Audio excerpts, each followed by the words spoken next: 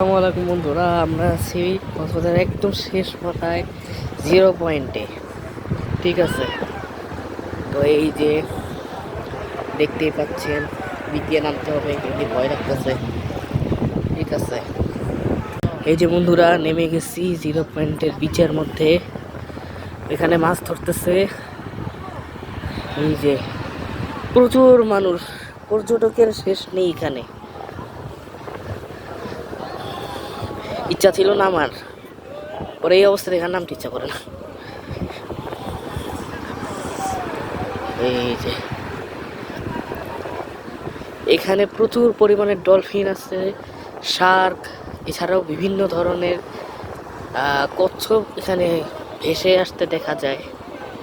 আর আরেকটা কথা হচ্ছে, এখান থেকে কিন্তু বঙ্গোপসাগর খুবই কাছে। বঙ্গোপসাগর মেইন মানে সোয়াচ অফ নো গ্রাউন্ড, ওইটা অনেক কাছে। ঠিক আছে, আর সোয়াচ অফ নো গ্রাউন্ডে রয়েছে বাংলাদেশের বিভিন্ন ধরনের সামুদ্রিক প্রাণী। এখানে ইনফরমেশন দিয়ে রাখি, এখানে আসলে খুব সাবধানে আসবেন, কারণ এখানে মৃত্যুর ফাঁদ বেশি। মরলে জীবন শেষ, বাঁচতে চাইলে সাবধানে আসবেন।